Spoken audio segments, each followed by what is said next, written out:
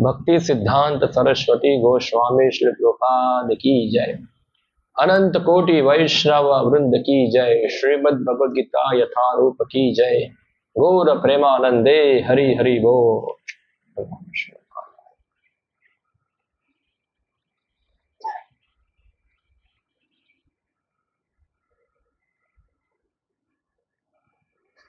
ओम नमो भगवते वासुदेवाय।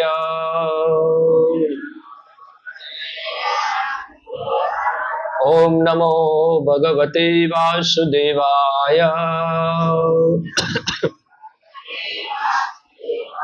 ओम नमो भगवते वासुदेवाय।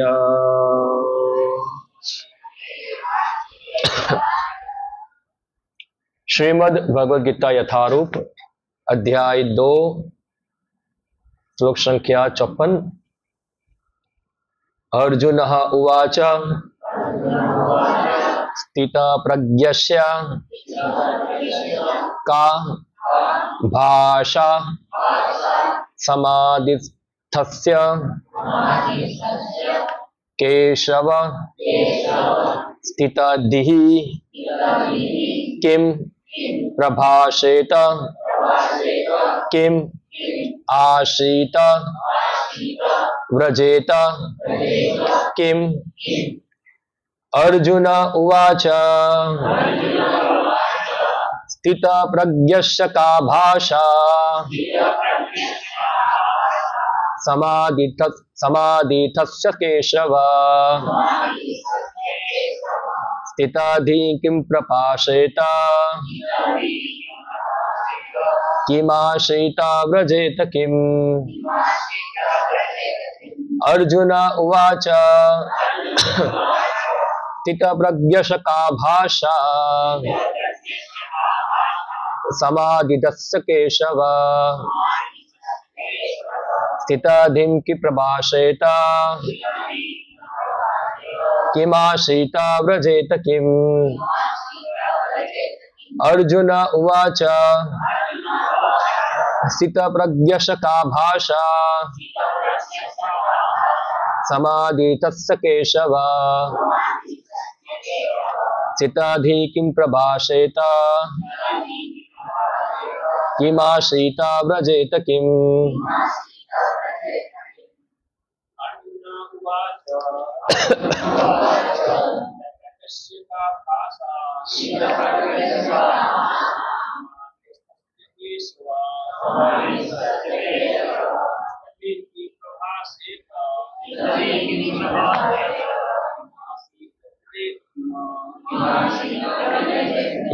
किम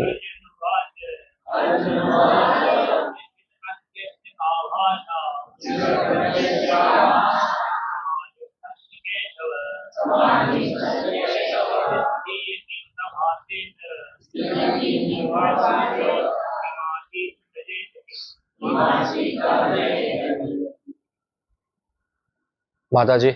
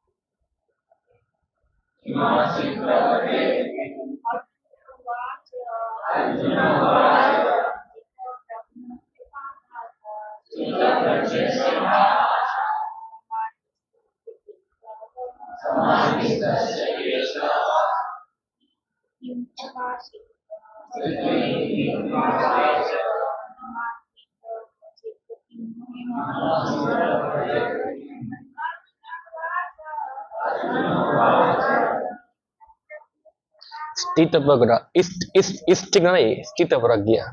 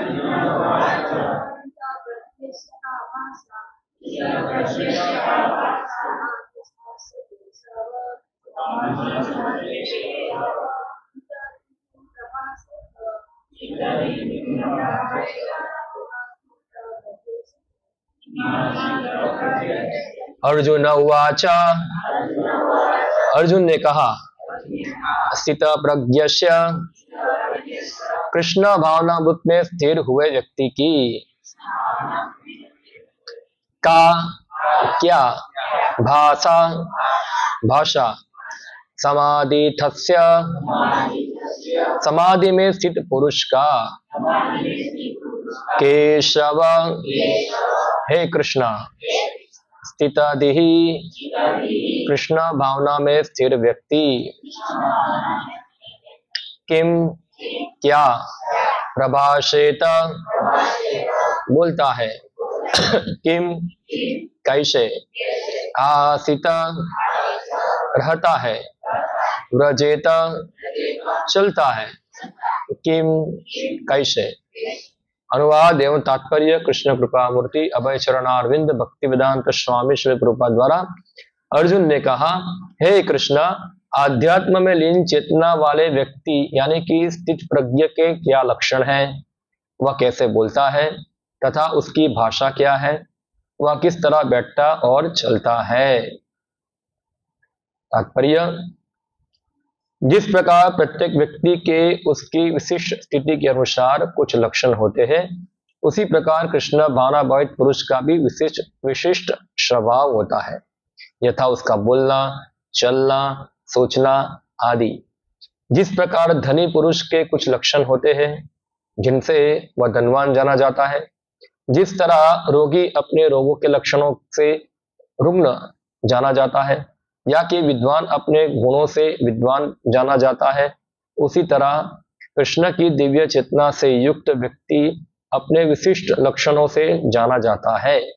इन लक्षणों को भगवद गीता से जाना जा सकता है, किंतु सबसे महत्वपूर्ण बात यह है कि कृष्ण भावनाभावी व्यक्ति किस तरह बोलता है, क्योंकि वाणी ही किसी मनुष्य का सबसे महत्वपूर्ण गुण है।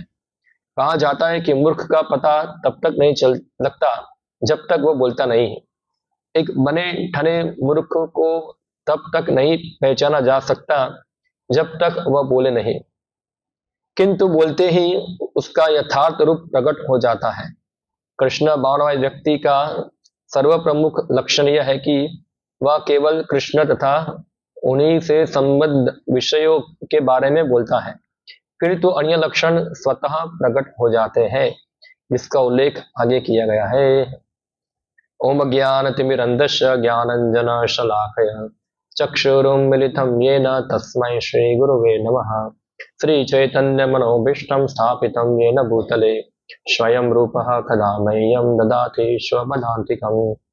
वन्देऽहं श्रीगुरो श्रीयुतपदकमलं श्रीगुरुन् वैष्णवांश्च श्रीरूपं साग्रजातं सहगण रघुनाथान्वितं त्वं सजीवम् साद्वैतं सावधूतं परिजनसहितं कृष्णचैतन्यदेवं श्रीराधा कृष्णपादान् सहगण ललिता श्रीविशाखान्वितांश्च श्रीकृष्णचैतन्य प्रभु नित्यानंद श्री अद्वैत गदाधर शिवासादि गौर भक्त वृंद।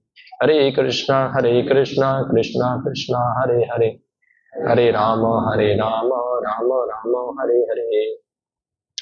हरे कृष्णा।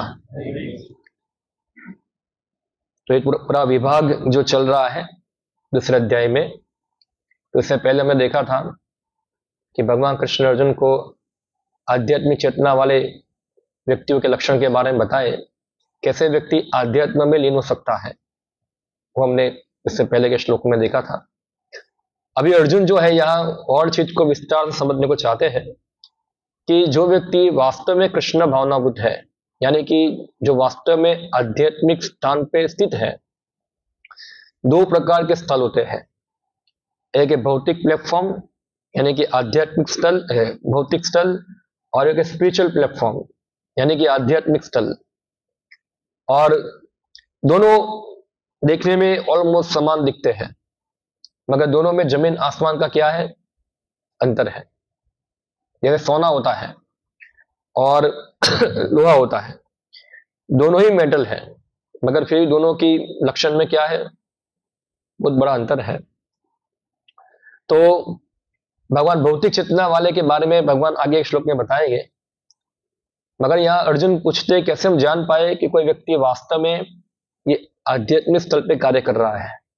इवन हमारे लिए भी प्रश्न लागू होता है कि हम क्या भौतिक स्थल पे है कि आध्यात्मिक स्थल पे है। हाँ, कैसे पता चलेगा कि हम कृष्ण भक्त है या नहीं है?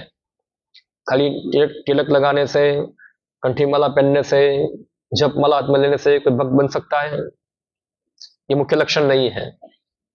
मुख्य लक्षण है कि व्यक्ति की चेतना में क्या होना चाहिए, परिवर्तन होना चाहिए। तो यहाँ श्री अर्जुन जो है वो प्रश्न पूछते हैं स्थित प्रज्ञा, स्थित यानी कि फिक्स, अंग्रेजी भाषा में कहते हैं फिक्स, हिंदी में क्या बोलेंगे, स्थित, हिंदी में स्थिर। और प्रज्ञा का अर्थ होता है चेतना। हाँ, जिनकी चेतना जो है स्थिर है, हाँ, स्थिर चेतना है। तो जो भौतिकवादी व्यक्ति होते हैं उनकी चेतना कभी स्थिर होती नहीं है। जो भौतिकवादी होते हैं उनके हर रोज कुछ ना कुछ प्लान बनते हैं और फिर हर रोज कुछ ना कुछ प्लान चेंज करते हैं। वो कभी भी एक चीज के ऊपर स्थिर होते नहीं। हम देखते हैं लोग बोलेंगे मुझे ये चाहिए, थोड़े दिन के बाद क्या बोलेंगे, ये नहीं चाहिए, दूसरा चाहिए। यानी कि उन लोगों को कोई फिक्स गोल नहीं है जीवन के अंदर, कोई लक्ष्य नहीं है। क्योंकि ऐसे भौतिक चेतना वाले व्यक्ति है, उनका ज्यादातर मानना क्या है कि हम कौन है, ये शरीर ही है, और हर क्रियाएं जो होती है वो शरीर के संबंध में ही चलती रहती है। इसलिए शरीर अपने आप को मानने के कारण ऐसे भौतिकतावादी है कभी संतुष्ट होते नहीं है। आगे भगवान बताते हैं कि उनके क्या लक्षण हैं। तो स्थित प्रज्ञ जो है उनका सबसे बड़ा लक्षण यहां बताया गया है, जो प्रभुपाद जी तात्पर्य बताए, उसका बोलना। क्या है? उसका बोलना। तो पहले जानना पड़ेगा कौन व्यक्ति आध्यात्मिक चेतना में है, कैसे पता चलेगा वो, तो क्या बोलता है। हम उससे बात करेंगे तो क्या आपसे वो बात करेगा, कौन से सब्जेक्ट पे वो बात करेगा, हाँ, तो उससे पता चलता है कि वो व्यक्ति कौन सी चेतना में है। तो जो कृष्ण भावना भावित व्यक्ति है वो हमेशा कृष्ण के बारे में वर्णन करता है। जैसे कि हम देखते सबसे परफेक्ट कृष्ण भावनामृत व्यक्ति कौन है इतिहास में, कौन हो गया? नहीं जानते आप लोग? बहुत सारे हैं, मगर एक मुख्य है कृष्ण भावनामृत व्यक्ति जो है वो है चैतन्य महाप्रभु। कौन है परफेक्ट कृष्ण कॉन्सियस? तो चैतन्य महाप्रभु के बारे में बताते शास्त्र में, कृष्ण वर्णम तुषा कृष्णम, कृष्ण वर्णम। तो कृष्ण वर्णम का मतलब क्या होता है? तो एक अर्थ होता है वर्ण का रंग, मगर एक अर्थ क्या होता है, वर्णना, यानी कि जो भगवान कृष्ण को क्या करते हैं, वर्णन करते हैं। कृष्ण वर्णम त्विषा अकृष्ण, त्विषा यानी कि उनके शरीर का रंग, अकृष्ण, अकृष्ण यानी कि जो काला नहीं है, यानी कि तीन शक्यता है, या तो फिर वो व्हाइट है, या तो फिर वो येलो है, या तो फिर वो रेड है, तीन कलर है, काला नहीं है। कृष्ण वर्णम पिशा अकृष्ण, जो हमेशा कृष्ण के बारे में क्या करते हैं, वर्णन करते हैं। सांगो पांगाष्ट पार्षदम, और हमेशा अपने पार्षदों के साथ वो क्या होते हैं, घिरे होते हैं। यज्ञ संकीर्तन प्राय यजंती ही सुमेधसः, और चैतन्य महाप्रभु जो है वो क्या करते हैं, यज्ञ संकीर्तन, हाँ, हमेशा क्या करते हैं, हरे कृष्णा कृष्णा कृष्णा हरे हरे, हरे राम राम राम हरे हरे। तो नाम संकीर्तन करते हैं। तो एक कीर्तन हुआ नाम संकीर्तन, दूसरा हुआ भगवान के नाम, उनके रूप, रूप कीर्तन। बहुत सारे भगवान के रूप के कीर्तन हैं। हाँ, शास्त्रों के अंदर जैसे ब्रह्म संहिता के अंदर कुछ भगवान के रूप का वर्णन हुआ है। हाँ, वेणु कणवंतम अरविंद दलाय ताक्षम, बरहावताम समसिताम बुंद सुंदरांगम, कंदर्प कोटि कमनीया विशेष शोभाम, गोविंदमादि पुरुषम तमहम बजामे। तो ये भगवान के रूप का वर्णन है, इसको रूप कीर्तन कहते हैं। जैसे क्या बताए, वेणु कणवंतम, जिनके हाथ में क्या है, वेणु है। भगवान कृष्ण हाथ में वेणु धारण करते हैं। अरविंद दलाय ताक्षम, अरविंद दल का मतलब क्या होता है, अरविंद यानी कि कमल, दल यानी कि उसके बीच का भाग जो है, कमल पेटल बोलते हैं, लोटस पेटल बोलते हैं अंग्रेजी भाषा में। तो जिनके आंख जो है वो कमल के जो दल है उसके समान है, यानी कि बड़ी बड़ी आंखें हैं। हाँ, अरविंद दलाय ताक्षम, बरहावताम, तो ये अर्थ होता है जो अपने सिर के ऊपर मोर पंख धारण करते हैं। बरहावताम समसिताम अबुंद सुंदरांगम, और जिनके शरीर का रंग जो है, हाँ, तो आकाश में जब मेघ का बादल होता है उसका रंग क्या होता है, श्याम, घनश्याम, सुंदरांगम, और उनके हर अंग क्या है, सुंदर है। कंदर्प कोटि कमनीया विशेष शोभाम, और वो इस प्रकार हजारों हजारों कामदेव को क्या करते, आकर्षित करते हैं। ऐसे भगवान गोविंद को मैं नमस्कार करता हूं। हाँ, इसके बाद अंगानी यश शकलेन्द्रिय वृत्ति बनती, पश्यांति पांति कलयांति चीराम जगांति, आनंद चिन्मय रस उज्ज्वल विग्रहस्य, गोविंदमादि पुरुषम तमहम बजामे। अंगानी यश सकलेन्द्रिय वृत्ति बनती, उनके शरीर के हर अंग जो है वो हर प्रकार का कार्य करने में क्या है, सक्षम है। कोई व्यक्ति एक समय में एक इंद्र द्वारा वो एक ही कार्य कर पाएगा। जैसे हम किसी को बोलेंगे आप आंख से खा सकते हैं, खा पाओगे? हम आंख से देख सकते हैं, वो भी कुछ बहुत कुछ देख सकते नहीं है, थोड़ा बहुत देख सकते हैं। मगर भगवान की हर इंद्रिया हर कार्य करती है। वो अपनी आंखों से देखते भी है, वो अपनी आंखों से खा भी लेते हैं। इसलिए जो नास्तिक लोग जो होते हैं कई बार ऐसा आर्ग्यूमेंट करते, आप सब भगवान को भोग लगाते हैं, भगवान खाते कैसे हैं? हाँ, कैसे खाएंगे वो? क्योंकि भोजन आप जो भोग लगाते हैं वो तो वैसा के वैसा ही पड़ा रहता है, तो खाया नहीं खाया कैसे पता चलेगा? तो भगवान का खाना और हमारा खाना में जमीन आसमान का अंतर है ना। भगवान अपनी आंखों के द्वारा ही खा सकते हैं। वो खाली भोजन के प्लेट के ऊपर देखेंगे, वो खा लेंगे, और वो ऐसा खाएंगे कि खाने के बाद वो पड़ा भी रहेगा वापस। ओम पुण्यश्च पुण्यमिदम, क्योंकि भगवान पुण्य है, इसलिए जो भी कुछ वो ग्रहण करते हैं वो ग्रहण करने के बाद भी वो चीज वैसी की वैसी रहेगी। और कई बार ऐसे नास्तिक लोगों को थोड़ा परिचय देने के लिए भगवान कई बार वास्तव में खा भी लेते हैं, ऐसे लोगों को विश्वास दिलाने के लिए। कई बार जैसे चैतन्य चरितामृत में एक कथा आती है, खीर चोर गोपीनाथ। तो एक भगवान के महान भक्त थे माधवेंद्रपुरी। तो एक बार जगन्नाथपुरी जा रहे थे, तो रास्ते में रेमुना करके गांव आया, तो वहां एक गोपीनाथ का मंदिर था। वहां हर रोज खीर भोग लगता है भगवान को, तो वहां की खीर बहुत प्रख्यात थी। तो माधवेंद्रपुरी ने सोचा कि थोड़ा खीर का प्रसाद मुझे मिल जाए और उसका थोड़ा टेस्ट करूं, तो फिर बाद में हमारे जो गोपाल हैं गोवर्धन में, हम उसको ऐसा ही खीर बनाकर खिलाएंगे। मगर दूसरे क्षण उन्होंने सोचा कि अभी तो भगवान को भोग लगा नहीं है और मैं खाने की बात करता हूं, ये ठीक नहीं है। तो ऐसे पश्चाताप किया और फिर जाके वो अपने निवास स्थान पर जाके सो गए। रात को खीर का भोग लगता है भगवान को, तो भोग लगाया जब खीर को, तो एक कटोरी भगवान ने चुरा लिया पीछे रख दिया। और जब रात हो गई तो पुजारी को उठाया, उठो, क्यों सो रहे हो, उठो जाओ, पीछे खीर का कटोरा पड़ा है, मैंने छुपा के रखा है। वो जाके बाहर जाके एक साधु है जिसका नाम है माददपुरी, उसको जाके देके आ जाओ। तो भक्त गया, दरवाजा खोला, पीछे कटोरा था और लेकर माददपुरी को देके आ गया कि लो खीर गोपीनाथ जी ने आपके लिए भेजा है ये खीर। तो भगवान कई बार नास्तिक लोगों को दिखाने के लिए कई बार ऐसे लीला करते भी है और कई बार नहीं भी करते हैं, ऐसे ही खा लेते हैं। मगर भक्त जो है वो देख पाते हैं, अभक्त है वो उसको देख पाते नहीं है। तो इसलिए जो भक्त है हमेशा भगवान का वर्णन करते हैं, उनका नाम रूप, उनके गुण, उनकी लीला, उनके परिकर, ये सब क्या है, कृष्णा।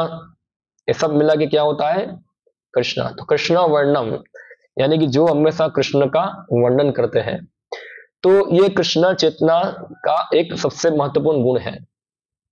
हाँ, जिनकी चेतना हमेशा कृष्ण कॉन्शियस है वो कृष्ण के नाम रूप गुण लीला का क्या करेंगे, वर्णन करते हैं। और ये वर्णन उनके लिए स्वाभाविक होता है। क्या होता है, स्वाभाविक। जैसे कोई बिजनेसमैन है, उसके लिए बिजनेस की बात करना स्वाभाविक है। अब देखो कई बार बिजनेसमैन पूरा दिन क्या बात करेगा, कहां से पैसा आएगा, कैसे पैसा कमाना है, किधर डालना है, क्या करना है, पूरा पूरा दिन यही चर्चा चलता है उनका। हाँ, उसके लिए बिजनेस की चर्चा करना क्या है, स्वाभाविक है। उसी प्रकार जो कृष्ण कॉन्शियस है, जो कृष्ण भावनाभूत है, उनके लिए कृष्ण की बारे में नाम रूप गुण लीला इस सब का वर्णन करना वो स्वाभाविक है। उनको किसी प्रकार का प्रिपरेशन करने की आवश्यकता होती, ओके आज मुझे भगवान का नाम गुण बोलना है, कुछ मैं याद करके आता हूं, स्वाभाविक होता है। क्या होता है, स्वाभाविक, स्पॉन्टेनियस होता है ये। तो जो लोग कृष्ण भावनाभूत में युक्त है, हाँ, जिनकी चेतना कृष्ण भाव में लगी हुई है, वो हमेशा कृष्ण का ही वर्णन करते हैं स्पॉन्टेनियसली, चाहे वो बीमार हो, चाहे वो हेल्दी हो, चाहे हेल्दी ना हो। हम देखते हमारे फाउंडर आचार्य श्रील प्रभुपाद जी, जब उनकी अंतिम अवस्था थी, हाँ, पूरा बेड के ऊपर लेटे हुए थे वो, कितना महीनों से 2 महीनों से 3 महीनों से खाया नहीं था उन्होंने, कुछ शक्ति नहीं थी, खाली जूस पीते थे, पानी और जूस और कुछ नहीं। फिर भी जो उनका श्रीमद् भागवतम का अनुवाद करना था वो कर रहे थे। वो कैसे करेंगे, सोचो, इतना बीमार व्यक्ति कैसे कर पाएगा। मगर उनको कृष्णा भावनाभूत थे वो, इसलिए वो कर पा रहे थे। कैसे कर पा रहे थे, तो उनके शिष्य सब भागवतम लेके आ गए, एक डिक्टाफोन रख दिया उनके मुंह के सामने और एक एक श्लोक पढ़ते हैं। श्रील प्रभुपाद एक एक श्लोक का जो एक एक शब्द है उसके ऊपर टिप्पणी कर कर कर वो भागवतम पे कमेंट्री टिप्पणी करते थे। तो ये कृष्ण भावनाभूत व्यक्ति का लक्षण है। हाँ, वो हमेशा कृष्ण कॉन्शियस रहता है। जैसे यहाँ श्रील प्रभुपाद जी बताते हैं कि हर व्यक्ति के लक्षण है। कोई रोगी व्यक्ति होगा तो रोगी व्यक्ति का क्या होता है, एक लक्षण होता है। आप देखो रोगी व्यक्ति को होगा तो थोड़ा ढीला ढीला दिखेगा आपको, थोड़ा बीमार दिखेगा, सुस्त दिखेगा, आपको लगता है कि ये भी थोड़ा ये बीमार है।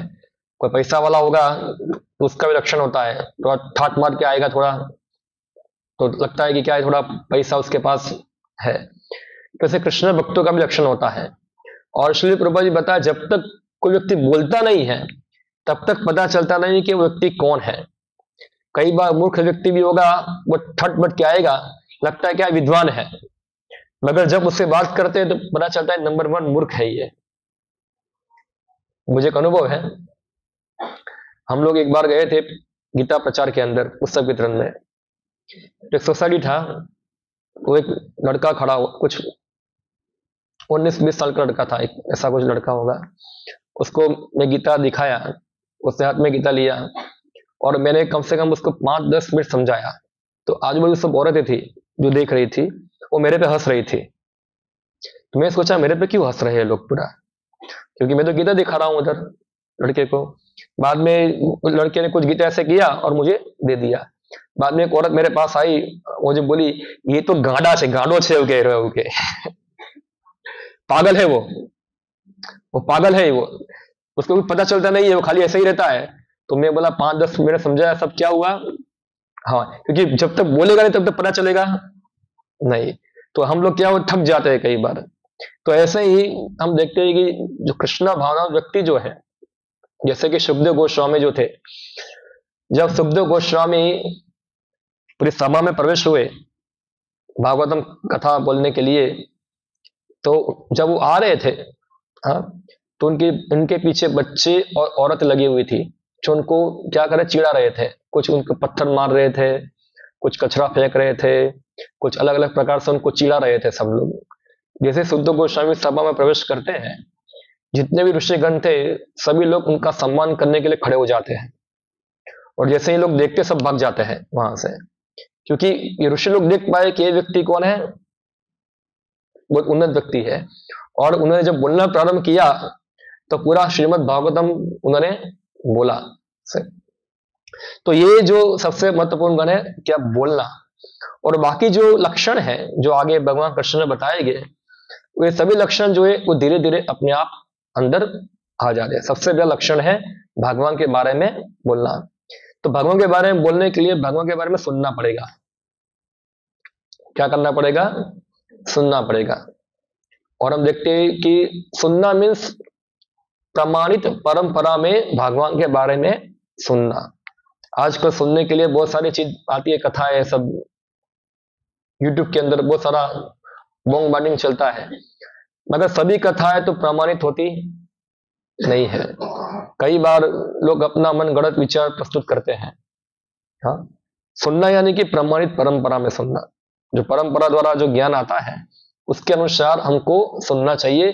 तो वो सुनने के द्वारा स्वाभाविक है हम वही यथारूप संदेश को क्या करेंगे, हम बोलेंगे।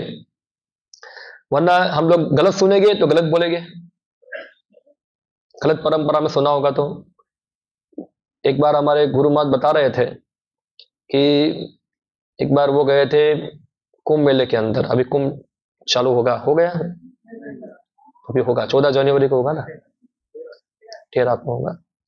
तो एक बार कुंभ मेले में गए थे, तो वहां बड़ा पंडाल था एक, और बड़ा पंडाल के अंदर एक बड़ा साधु था जो कृष्ण के बारे में बोल रहा था। तो हमारे गुरु महाराज सोचे चलो मैं थोड़ा बैठ के सुनूं क्या बोलता है ये। तो वो फिर वहां बैठे और फिर सुन रहे थे। तो जब उनका कथा खत्म हुआ तो पहले तो सब कृष्ण के बारे में बताया, कृष्ण की सेवा करना है, जैसे द्रौपदी ने भगवान कृष्ण का नाम पुकारा, आपको भी भगवान का शरण में जाना है, फलाना लिखना, सब बोल दिया। बाद में जब अंत खत्म हुआ तो उन्होंने सबको बताया, देखो कृष्ण ने जान लिया था कि वो कृष्ण है, आप भी जान लो कि आप भी कृष्ण हैं, मैं भी कृष्ण हूं, हम सब कृष्ण हैं। तो ये क्या किया, पूरा जैसे कोई पूरा हम खाना बनाते हैं ना, पूरा प्रिपरेशन बनाते हैं, कुछ सब्जी बनाएंगे, कुछ दाल बनाएंगे, नमक डालेंगे, अच्छा कैस्ट्री बनाएंगे, सब कुछ बनाएंगे, बाद में उसमें क्या डालेंगे, मल डाल देंगे, पूरा ऐसा है। हाँ, ऐसा ही किया। तो पूरा सब कृष्ण कथा बताया, बाद में मल डाल दिया, सब हम सब कृष्ण है पूरा। तो ये जो इस प्रकार की जो कथा है वो वास्तव में उल्टा असर पैदा करती है, उल्टा असर होता है, जिसके बारे में सनातन गोस्वामी बताते हैं। हाँ, एक हमारा आचार्य हो गए, वो बताते, अवैष्णव कथा गृणम पूतम हरि कथा अमृतम श्रवण एव कर्तव्यम सर्पोचिष्टम यथापयम। कि जो हरि कथा है वो क्या है, अमृत के समान है, अमृत के समान है। जैसे दूध होता है, दूध क्या है, दूध भी अमृत के समान है। इसको पीने से शरीर में ताकत आती है, हमारी आयु बढ़ती है।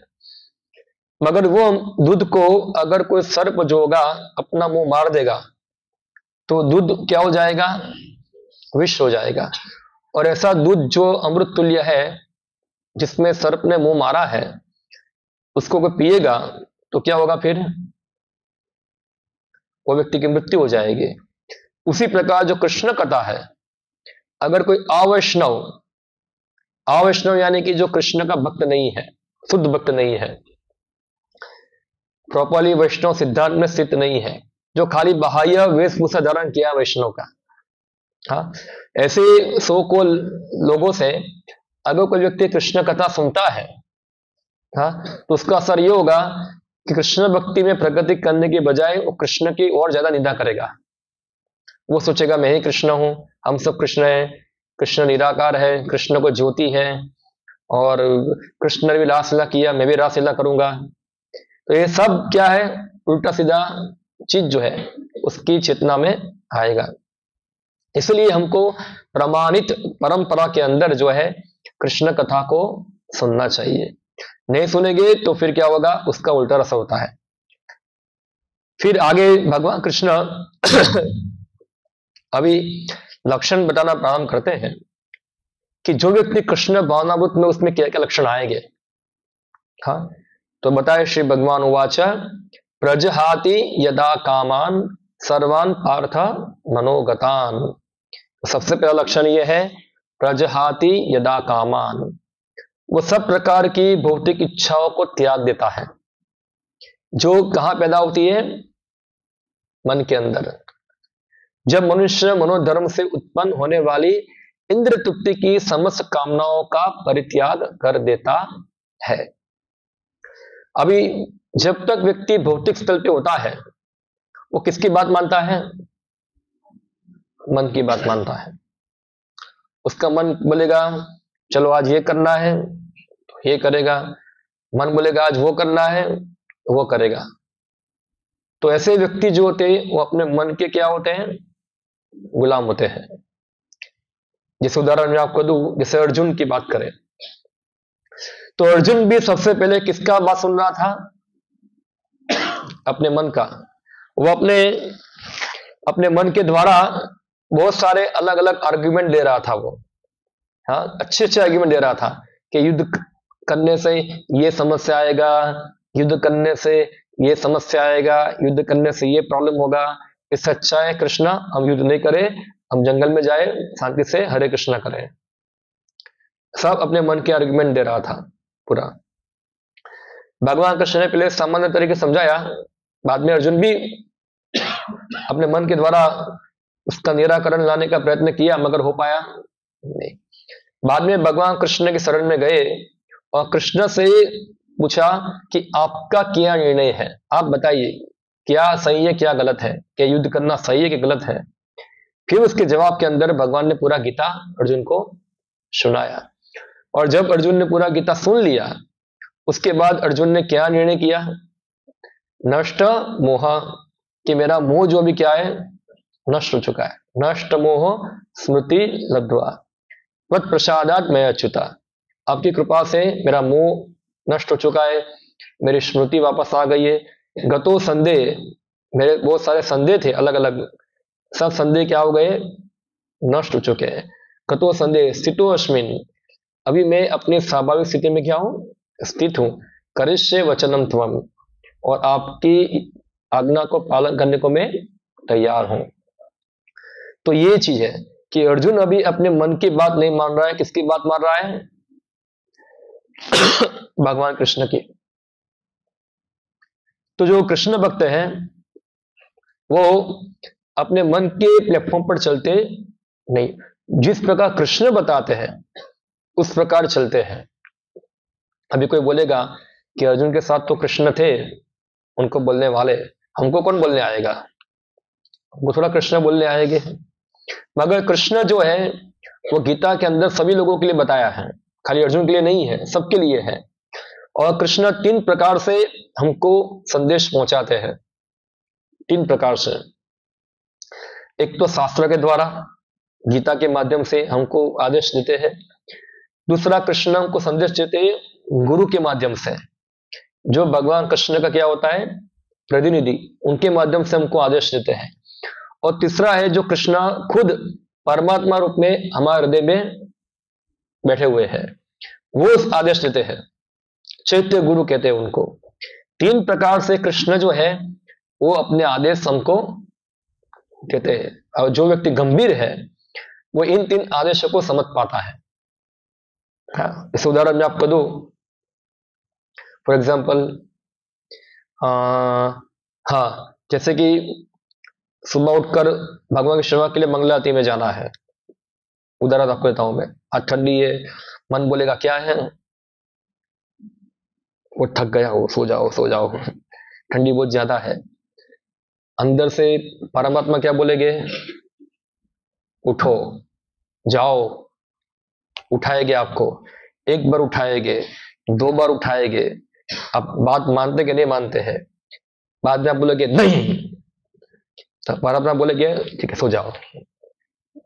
तो क्या है, हमने परमात्मा का आज्ञा सुना नहीं, वो अंदर से बोल रहे थे उठो, हमको गाइड कर रहे थे चैत्य गुरु के रूप में। तो चैत्य गुरु जो होता है उनके साथ संबंध बनाने में क्या होता है, थोड़ा बहुत गंभीर व्यक्ति चाहिए। अगर कोई बाहर का व्यक्ति होगा ना, वो उठा सकता है हमको, उठो, तो तुरंत उठना पड़ेगा हमको वहां। हाँ, या तो शास्त्र में पढ़ा है, शास्त्र पढ़ के समझे हुए, पढ़ के समझने वाले बहुत कम होते हैं, बहुत कम लोग पढ़ के समझते हैं, उनको थोड़ा एग्जाम्पल दिखाना पड़ता है तब जाके समझते हैं। तो ये 3 प्रकार से भगवान कृष्ण हमको गाइड करते हैं, हमको मार्गदर्शन लेते हैं।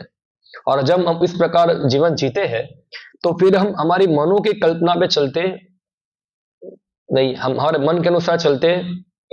हम क्या किस प्रकार चलते हैं, हम गुरु, साधु और शास्त्र के अनुसार चलते हैं। अभी जो व्यक्ति गुरु से सुनता भी नहीं है, शास्त्र से पढ़ता भी नहीं है, और जो अंदर चैत्य गुरु है उसकी तो बात ही भूल जाओ। कई बार चैत्य गुरु क्या है और माया क्या है पता चलती। एक बार एक श्रील प्रभुपाद का शिष्य था, श्रील प्रभुपाद को बताए कि प्रभुपाद जी आप मेरे सपने में आए थे और आप बता रहे थे कि तुम हरे कृष्ण मत करो। श्रील प्रभुपाद ने जवाब दिया, वो मैंने था, वो माया थी। वो माया मेरा रूप लेके आई थी और तुमको बताया हरे कृष्ण मत करो, तो मैं तुम्हारे सामने खड़ा हूं, मैं तो कभी तुमको बोला नहीं हरे कृष्ण मत करो। तो ये चीज है, कई बार अंदर से आदेश माया भी देता है, वो आगे आएगा, भगवान बताएंगे। अर्जुन प्रश्न पूछता है कि कोई व्यक्ति पाप कर्म करने के लिए कभी विचार नहीं करता है, फिर भी कई बार किसी व्यक्ति को बलपूर्वक पाप में लगाया जाता है। तो ये पाप करने की जो प्रेरणा है वो परमात्मा द्वारा आती नहीं है। ऐसी प्रेरणा जो होती है वो हमारी रजोगुण के संसर्ग के कारण हमारे हृदय के अंदर बहुत सारी सुसुप्त कामनाएं बैठी हुई है, इसके कारण ये सब पाप कर्म करने की वृत्ति हमारे हृदय से निकलती है, जिसको माया द्वारा प्रेरणा मिलती है। तो हमको गुण प्रेरित करते हैं पाप कर्म करने के लिए। भगवान परमात्मा रूप में प्रेरणा देंगे नहीं जाके सिगरेट पियो, ऐसा है। हाँ, तो इसलिए जो कृष्ण भक्त है सब प्रकार के मन में आने वाले जो अलग अलग मन के अनुसार चलने का काम है उसको छोड़ देते हैं। देखो, आत्मा का मतलब प्रवृत्ति, आत्मा कभी प्रवृत्ति के बिना रह सकता नहीं है। हाँ, तो कुछ फिलोसोफर है जो बोलते हैं कि खाली सब प्रकार की प्रवृत्ति बंद करना, सब बंद हो जाएगी तो इससे आध्यात्मिक स्थल प्राप्त हो जाएगा। जैसे हम देखिए भगवान बुद्ध है, तो भगवान बुद्ध का फिलॉसफी है शून्यवाद, कि व्यक्ति जो है जब तक अलग अलग प्रकार की भौतिक इच्छाएं करता है तब तक उसके दुख रहते हैं। अगर वो इच्छा करना ही खत्म कर देगा तो दुख रहेगा नहीं। निर्वाण बोलते हैं उसको। निर्वाण यानी कि ये शरीर जो है, जो 5 तत्वों से बना हुआ है, वो 5 तत्वों में फिर से इसको क्या करना, डिसमेंटल कर देना, निर्वाण कर देना, जिससे किसी प्रकार का दुख रहेगा नहीं। इसके बारे में एक उदाहरण दो आपको मैं। जैसे कोई बच्चा बीमार है, वो दुख हो रहा है, उसको डॉक्टर को बोला कि उसके माता पिता लाएंगे, वो मेरे बच्चे को दुख हो रहा है, उसका दुख दूर कर दो आप। डॉक्टर क्या करेगा, उसको जहर का इंजेक्शन देके मार देगा और बताएगा देखो आपके बच्चे का दुख क्या हो गया, दूर हो गया। तो क्या सही ट्रीटमेंट है ये? हाँ, सही ट्रीटमेंट नहीं है। मार दिया, अभी कोई पीड़ा नहीं, देखो सब पीड़ा से मुक्त हो गया है ये। तो ये मूर्खता है। तो केवल खाली भौतिक इच्छाओं को छोड़ने से कोई व्यक्ति सब प्रकार के दुखों से मुक्त हो सकता नहीं है। और जो मायावादी है, वो जो शून्यवादी से ऊपर एक स्टेप आगे है, वो लोग खाली ब्रह्म का चिंतन करके भी दुख से मुक्त हो सकते नहीं है। व्यक्ति को अपनी इच्छाओं को भगवान की सेवा में लगाना होगा। हाँ, भगवान कृष्ण के भक्त थे महाराज अम्बरीश, उनके बारे में बताते हैं, उन्होंने सभी अपने इंद्रियों को भगवान की सेवा में लगाया। और उन्होंने अपनी भगवान की इच्छा को अपनी इच्छा बना लिया। जनरली क्या होता है, भौतिकवाद व्यक्ति क्या करते हैं, अपनी इच्छा भगवान की इच्छा पर थोपते हैं। वो सोचते हैं मेरी इच्छा वही भगवान की इच्छा। मुझे चाहिए मंगला, वही भगवान की इच्छा है कि मुझे मंगला चाहिए, और भगवान क्या करेंगे, वो इच्छा पूरी करने में मुझे सब आशीर्वाद देंगे। मगर भगवान की इच्छा क्या है वो हमको भगवान से ही पता चलती है। हाँ, भगवान क्या चाहते हैं, एक्चुअली भगवान हमसे क्या चाहेंगे, भगवान हमसे हम क्या दे सकते हैं भगवान को। पहले तो भगवान के पास कौन सी चीज की कमी है कि वो उनके पास कुछ नहीं है जो हमसे इतना मांगने के लिए आग्रह करते हैं।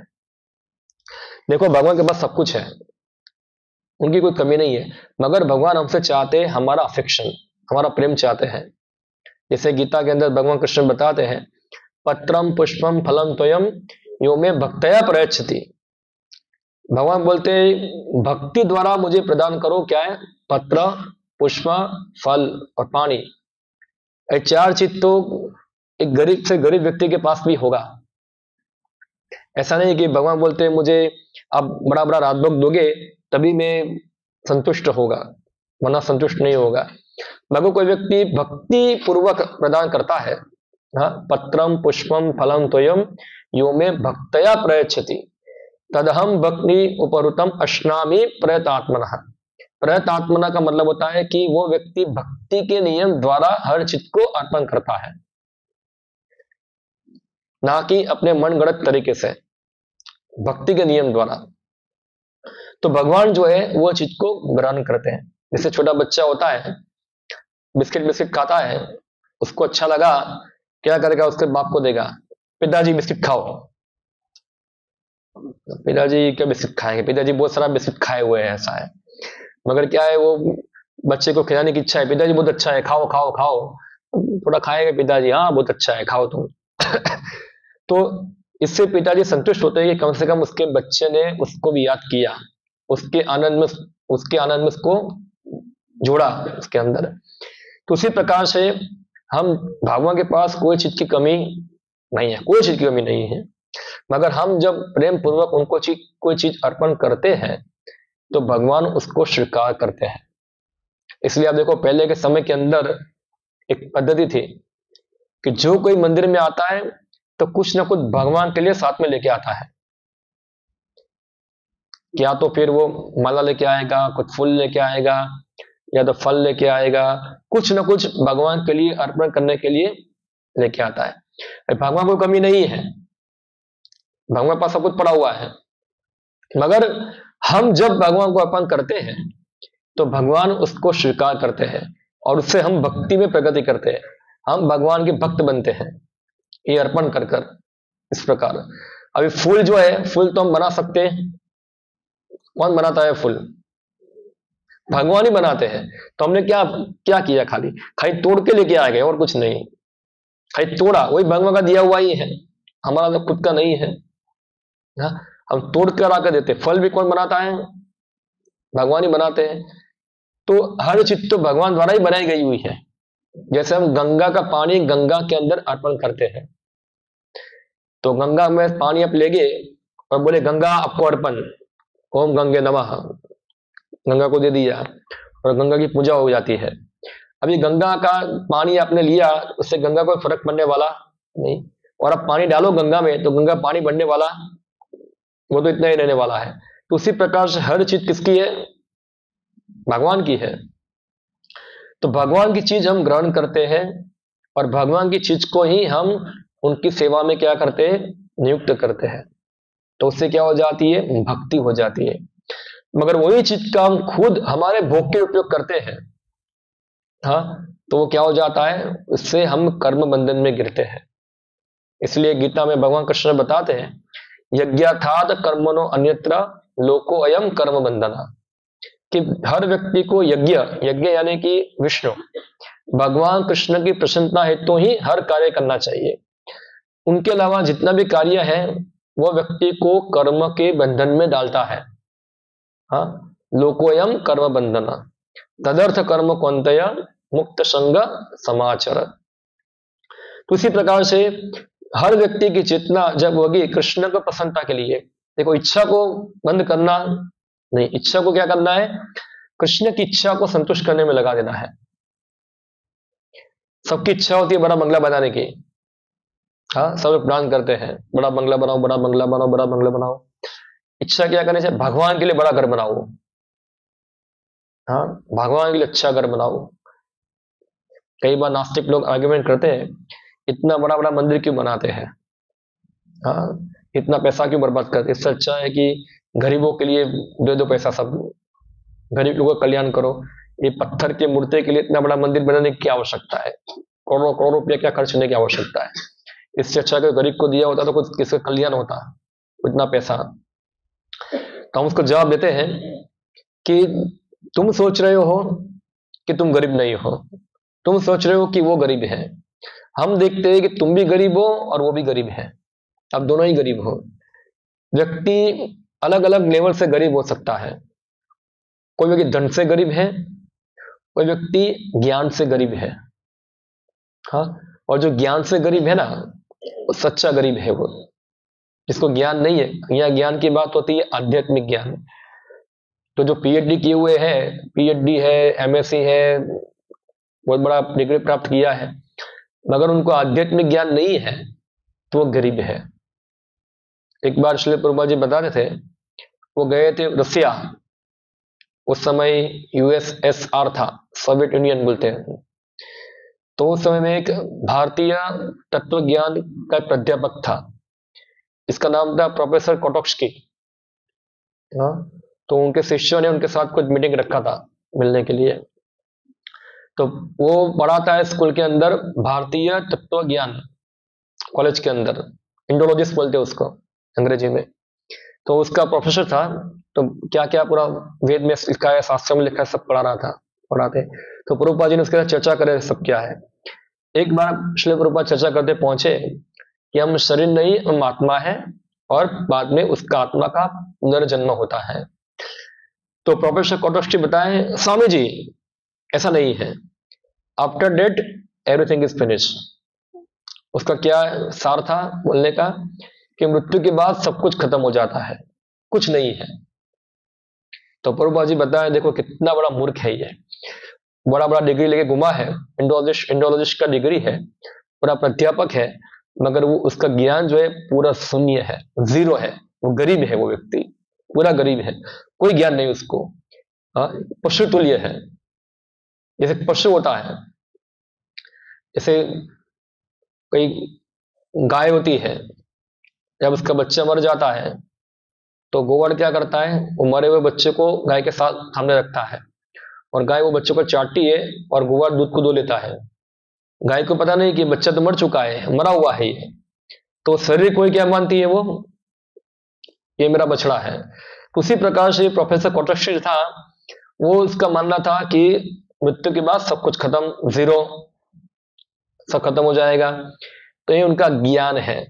कितना बड़ा आगे बढ़ा हुआ प्रोफेसर है, मगर उसको इतना ज्ञान नहीं। ऐसे बड़े बड़े साइंटिस्ट लोग होते हैं जो कितना बड़ा बड़ा डिग्री प्राप्त किया है, मगर उनका कंक्लूजन क्या होता है अंत में, कि मृत्यु के बाद कोई जीवन नहीं है, या तो फिर कोई भगवान नहीं है, ये सृष्टि जो ऐसा ही बना हुआ है, हाँ उसका कोई उद्देश्य नहीं है।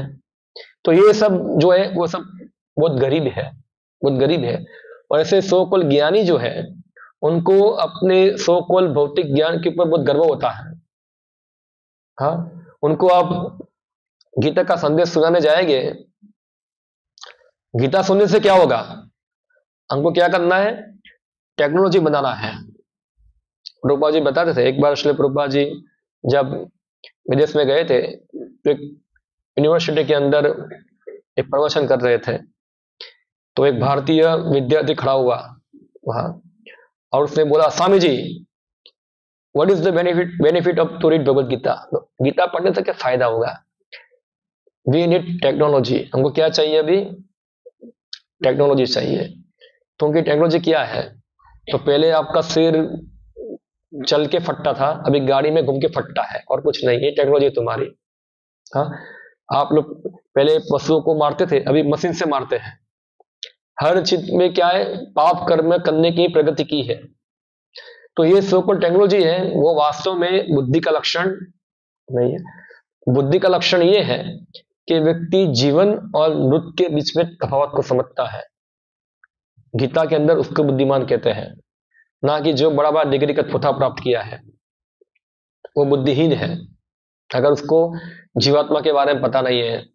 तो वास्तव में गरीब वो व्यक्ति है जिसको आत्मज्ञान नहीं है। अभी देखो वो व्यक्ति बोल रहे थे मंदिर बनाने की क्या आवश्यकता है, गरीब को खिलाओ पिलाओ। तो प्रश्न ये होगा कि गरीब व्यक्ति गरीब ही क्यों है?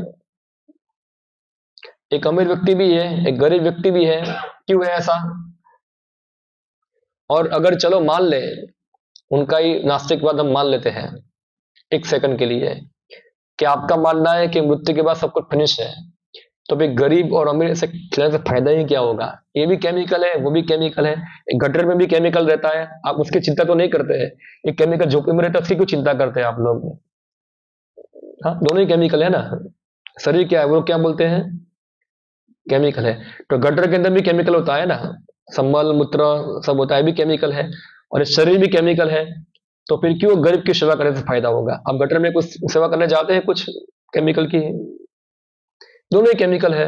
अगर मैं केमिकल को चाकू घुसा के चिर दूं तो भी कोई प्रॉब्लम नहीं, क्योंकि वही केमिकल है, खाली केमिकल कंपोजिशन चेंज कर दिया।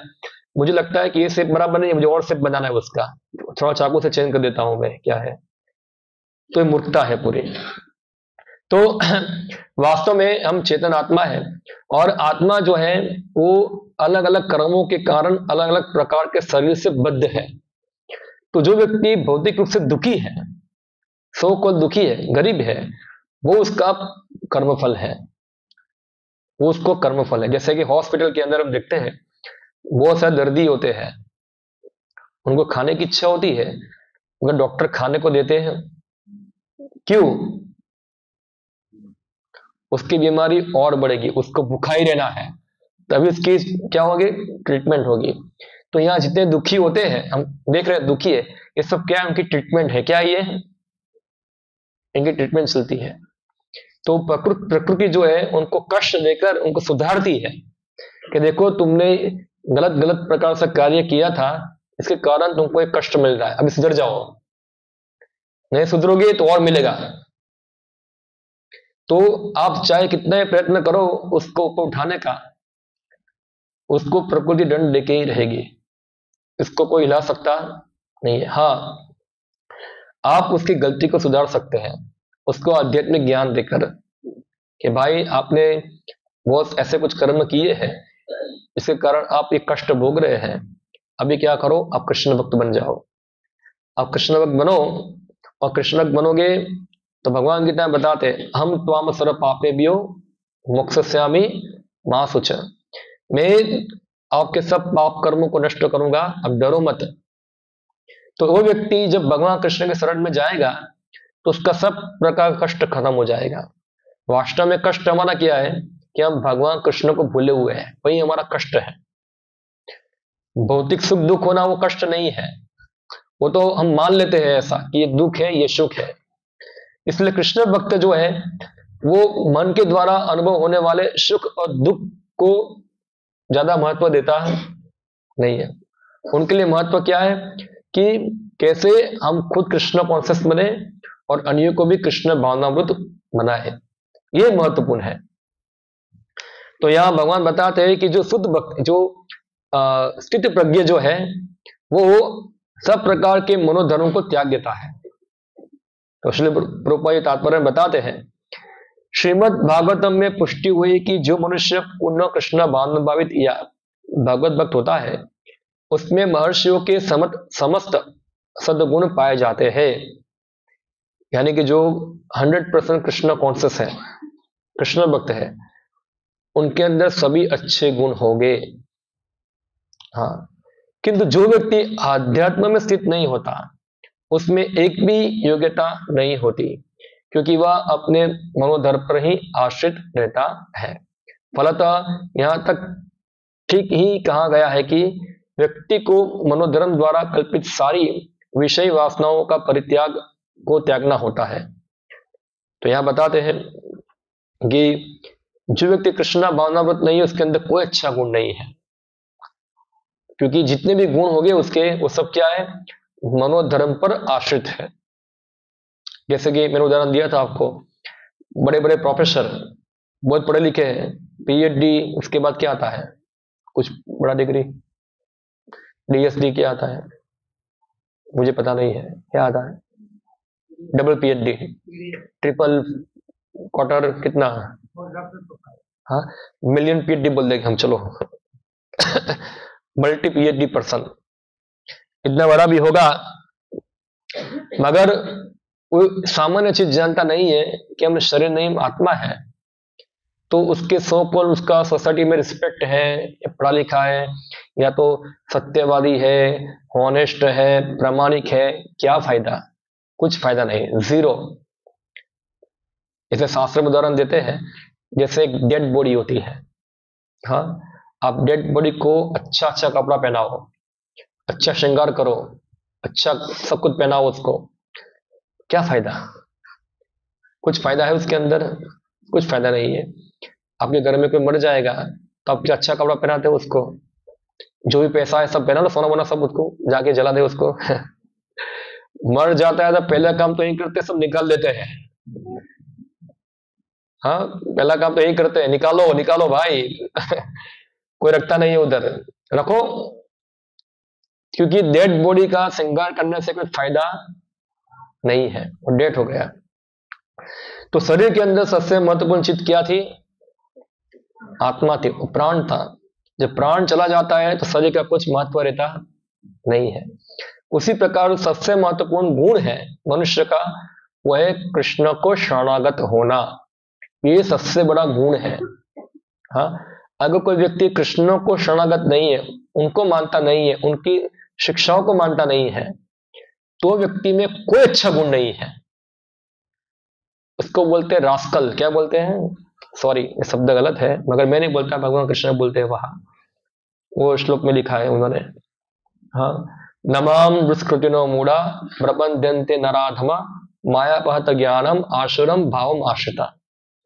भगवान शब्द उपयोग करते हैं कि 4 प्रकार के जो बदमाश है, प्रभुपाद जी उसका अनुवाद किया नराधम का, तो मैं बोल दिया अभी आपको क्या है, तो ये उसका ये अर्थ है।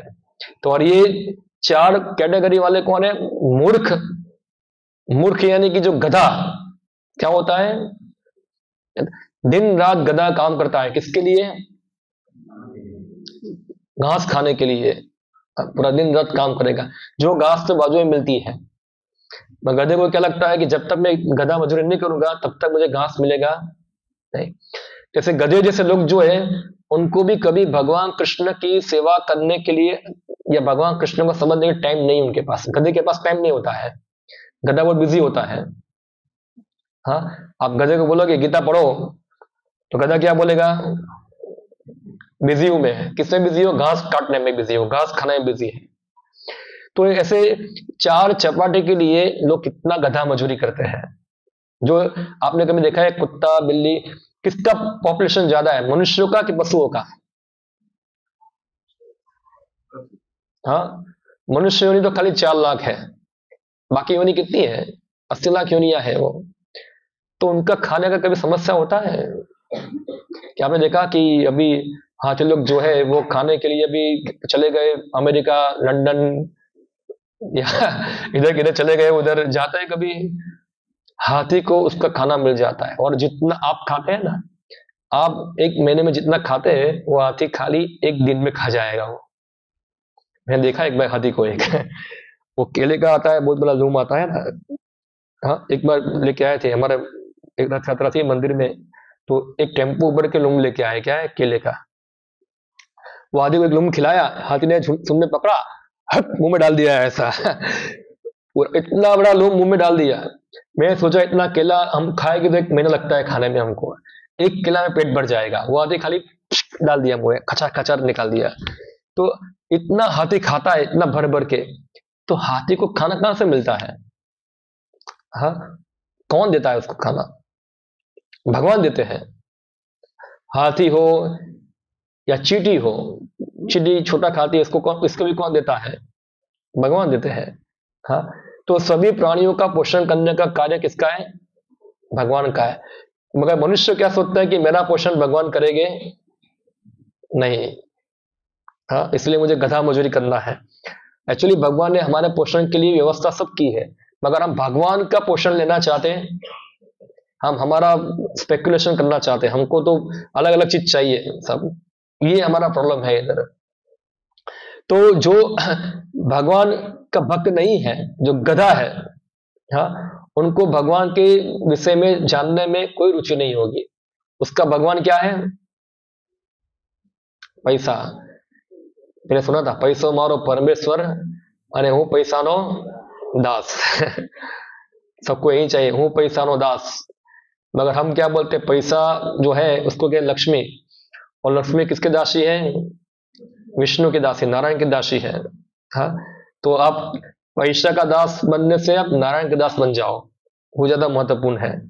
मगर लोग जो है ये समझते हैं कि यही जीवन सब कुछ है, और यही जीवन में हमको क्या करना है, खा पी के मजा करना है, बाद में मृत्यु के बाद कौन देखने आने वाला है।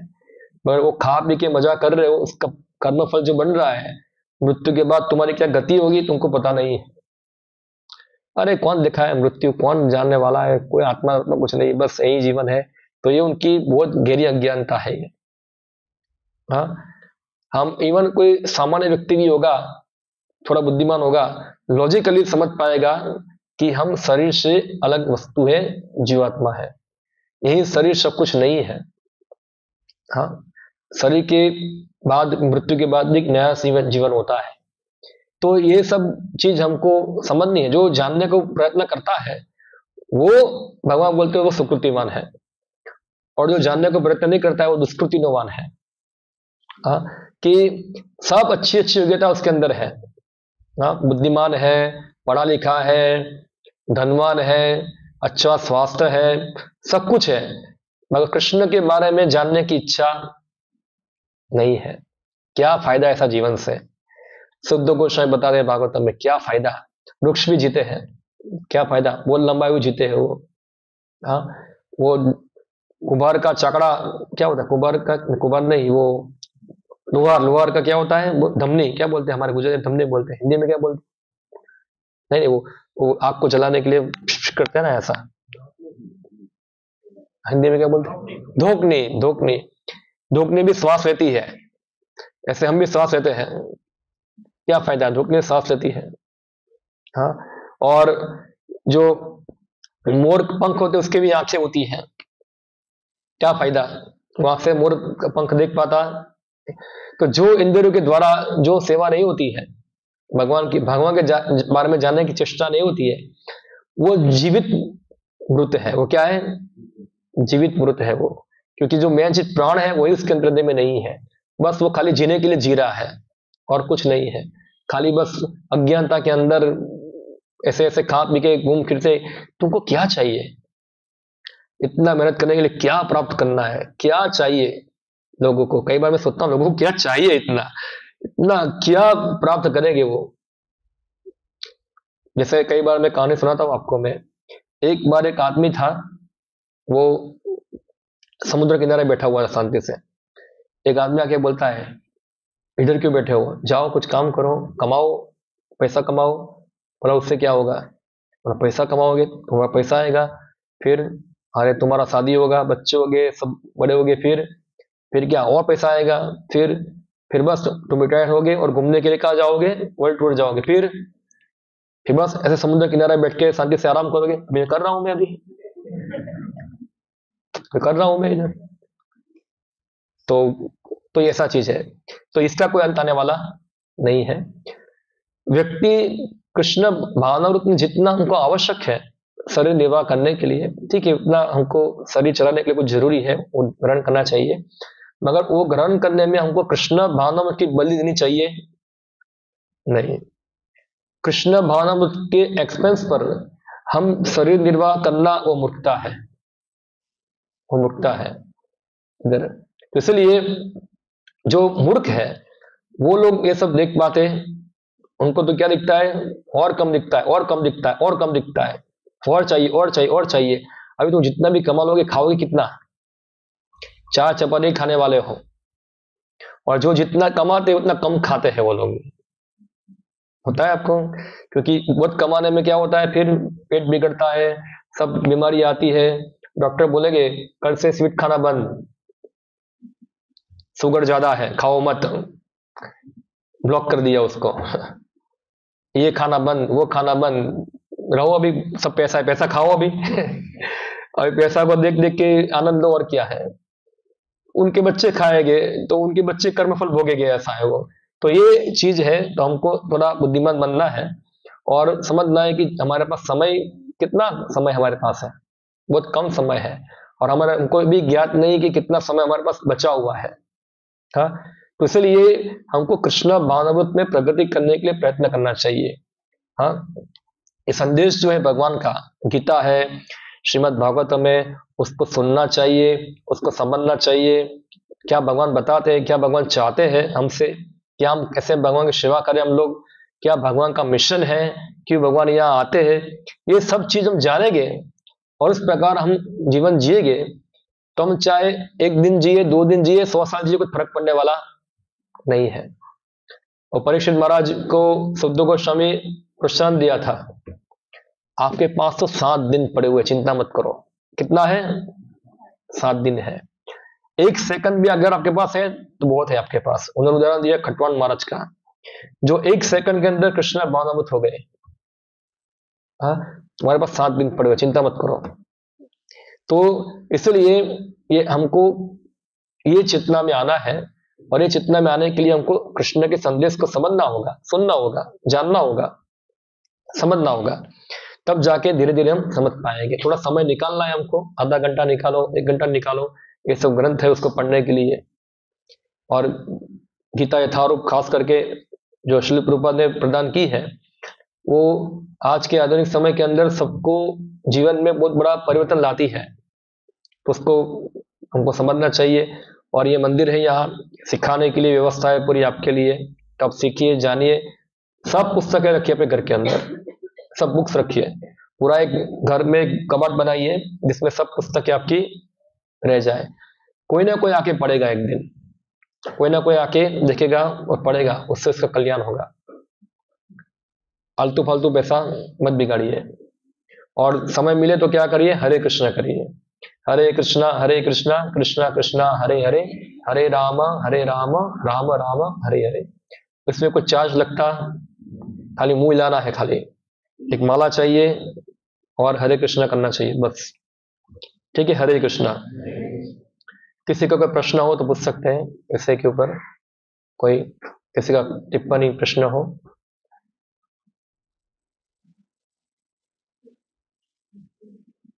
ओके, कोई प्रश्न नहीं है? प्रश्न है क्या? अनाउंसमेंट है?